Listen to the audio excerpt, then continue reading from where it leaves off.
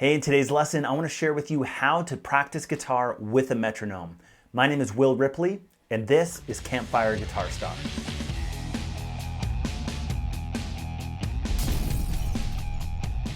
All right, guys, I'm excited for this lesson. Just before we hop in, make sure to check out the description below where you can find a PDF download for this lesson, and also all kinds of information on our courses and how you can get actually our free beginner guitar course is valued at $140, so make sure to check that out. Okay, so as mentioned, in today's lesson, I want to share with you all kinds of tips, ideas, tricks, methods on how to practice guitar with a metronome. Now, unfortunately, us guitarists, we get kind of obsessed with soloing and kind of our wanky guitar things. We kind of forget about rhythm. Okay, rhythm is everything. Rhythm is everything that holds everything together and ultimately makes things sound good. Now, unfortunately, and let me know in the comments below, but some people, firstly, they don't know how to practice with the metronome, or they just don't know how to play with a metronome. Okay, so a lot of people are just challenged by rhythm and timing. So I wanted to make this a one-stop shop for you guys on how to get the metronome into your life. Because here's the thing, the metronome is like a speedometer, okay? It will tell you exactly how fast you're going. And so that's a beautiful thing because then you can track your progress and then you can always go back to certain BPMs or beats per minute to know exactly where to practice something. Like, say if you get a scale or a lick or a solo ripping at 88 beats per minute, well, you're always going to know how to get back to that spot. So the first idea that I want to share with you is exactly what I was just doing there on the intro, which was putting the groove into the metronome. Now, the first idea that I want to share with you, and this is the most fun way to play guitar with a metronome and to practice guitar with a metronome, is to just jam along, okay? And that's exactly what I was doing at the beginning. So here's my process.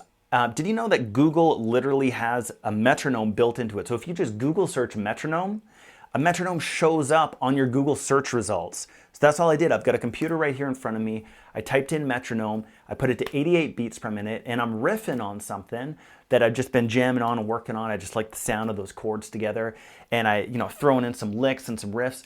And so that's the very first idea that I want to share with you, that playing with the metronome doesn't have to be this boring, monotonous, time-consuming, laborious process, or something that you regret or don't want to do. Okay? It can actually be really, really fun.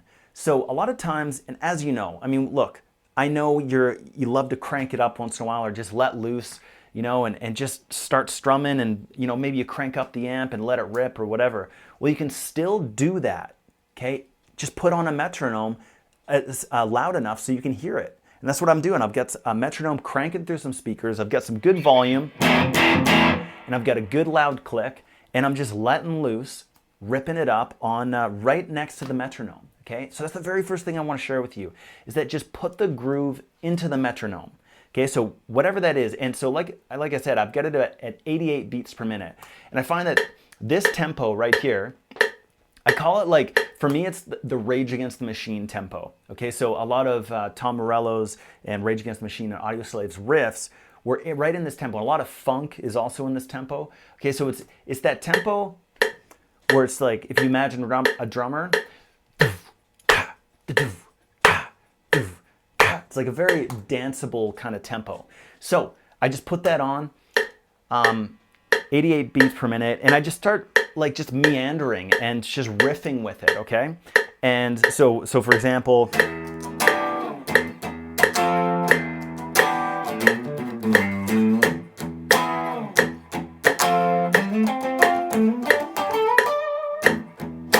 so I'm just jamming, I'm just fully improvising. Okay. However, you can also take a song that you know and put it to the click.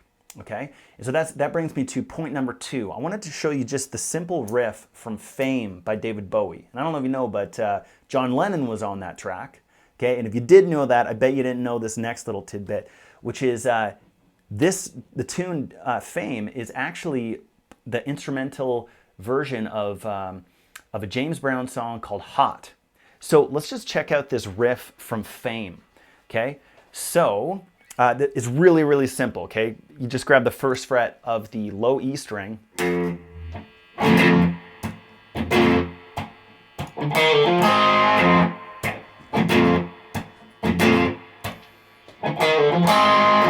Okay, so as you can see, the first 3 notes are really on that first fret. Boom,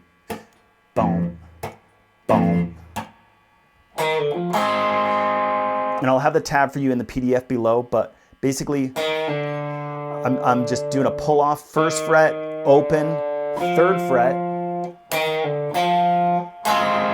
and then the classic little blues box lick here. I'm barring the top, my first finger on G and B.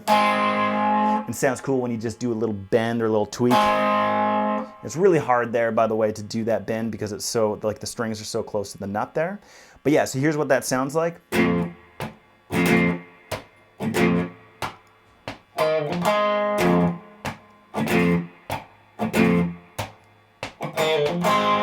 So again, here's that funk tempo, 88 beats per minute. I'm gonna go ahead and just jam along with the riff. So see if you can join me. So the very first thing is you always want to just establish the tempo in your body. Okay, so just feel it. Just tap your foot, nod your head, get your body moving in some kind of way. Okay, and that's one of the biggest things that people miss out on is the body movement. Okay, so just like do some kind of like little dance, you know?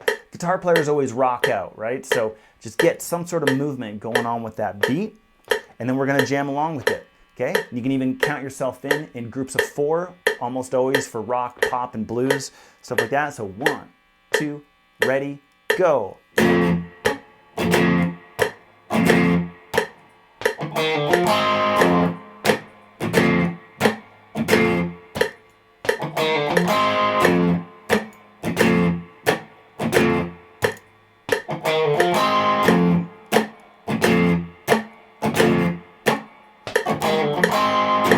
So there's an idea for you, Fame by David Bowie, and definitely check that track out. Super funky, and it gets a nice little fuzz guitar line, like that guitar is like saturated in the fuzz.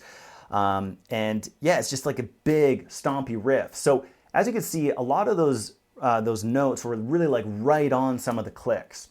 Okay, so that brings me to my next point, which is making the click disappear. What you probably noticed there is that there's some of those notes that really just like land right on the beat. Boom, boom, boom, right? Like right on those downbeats. And so what you can do is once you get those notes so right in time as the click, okay? So there's the note and then there's the click, but if you put those right on top of each other, so they're just like perfectly in sync, you can literally make the beat sound like it just vanishes, okay?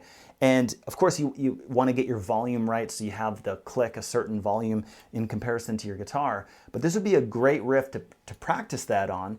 And so why don't you go ahead, pause the video, dial up a click to 88 beats per minute, try this riff.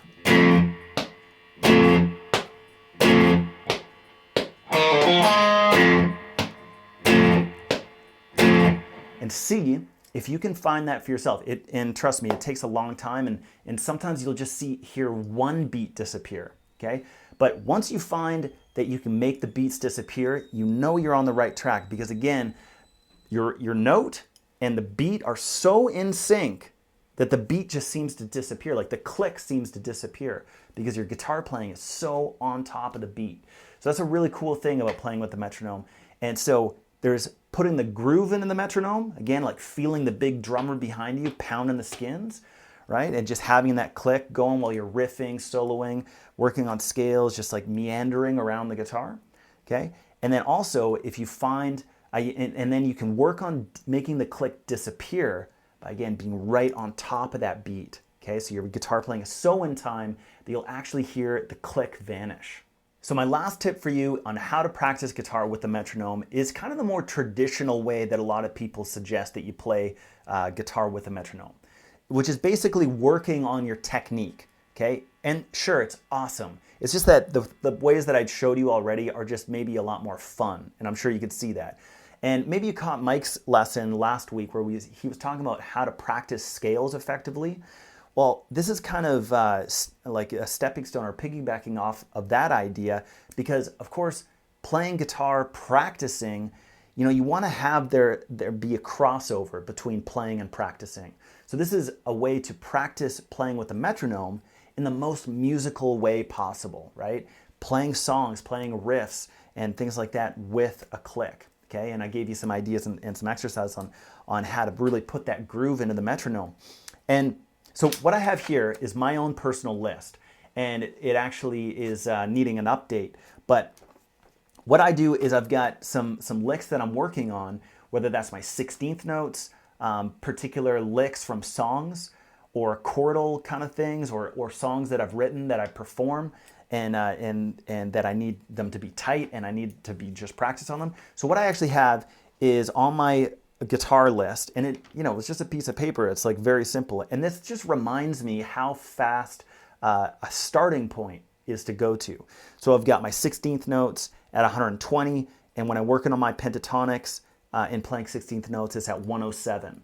Okay, and so that just gives me a ballpark on where to set my metronome, so I can just quickly start up on that concept or that idea and just start playing that.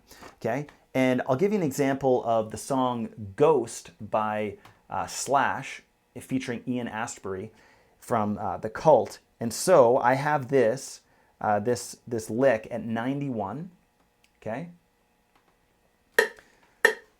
So now I can hop right into my practice and start playing along with the click.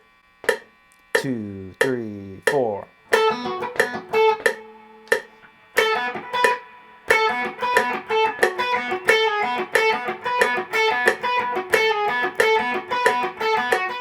And yeah, it might take me a couple of stumbles to get going, but the idea is that I know exactly the ballpark on where to approach these, because again, the metronome is like your speedometer. It'll always tell you how fast you're going. And of course, what you want to do, and the other good thing about having them written down, is see if you can erase some of these, because you can play it faster now, right? So maybe if I can play that at 91 beats per minute, I might up it by a couple of beats. So there's a couple different schools of thought on this. Some people like Nita Strauss, who plays for Alice Cooper.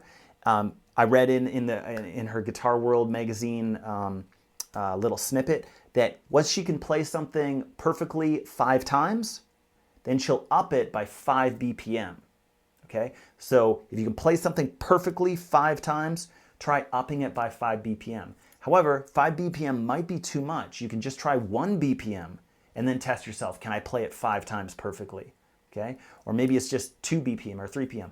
But yeah, just see if you can bump up that metronome just a little bit to just squeeze out a little bit of extra juice out of your fingers to just challenge your muscles. And if you can play it perfectly with no mistakes, go ahead and write that down. Okay, so I'd really suggest getting just something really basic written down, gives you a point of reference, and then of course you want to be able to take these and speed them up.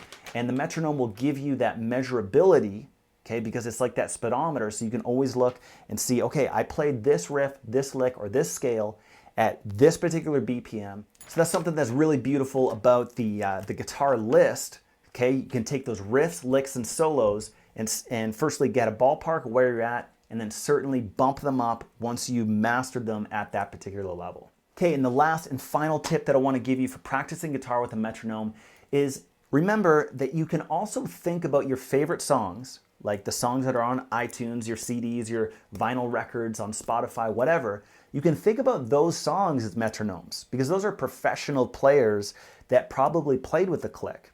So just remember that playing along with the actual song, or even jamming along to a radio station, or jamming along to the song that you're working on, or whatever the case, is actually really, really great practice. And you can totally consider that valuable practice because you're playing along with professionals and you're trying to keep up.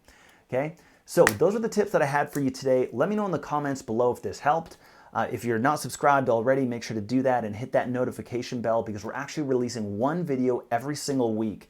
So if you like this lesson, chances are you'll probably like the ones in the future. So make sure to do that. But yeah, leave me a like, leave me a comment below. Let me know how you made out with this lesson. If you had anything to add or something that immediately kind of clicked for you, let me know what that is.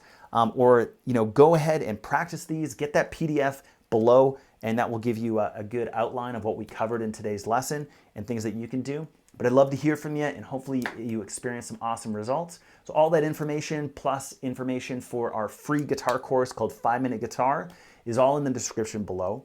And also you can check out our other courses, all at campfireguitarstar.com. And so let's stay in touch, and until the next lesson, keep on ripping it up.